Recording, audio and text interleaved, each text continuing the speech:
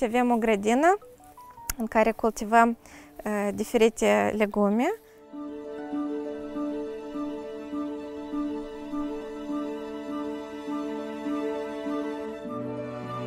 Pentru mine personal, asta nici nu era niciodată o întrebare. Cum altfel să crești decât ecologic, natural?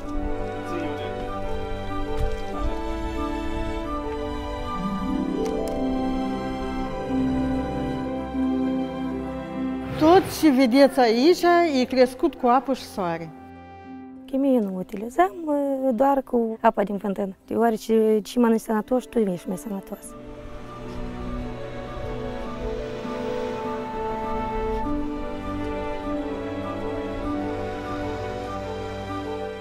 Eu comand produse de la Eco Village Farms pentru că am încredere în calitatea produselor, știu că sunt de la fermieri care fac agricultură ecologică.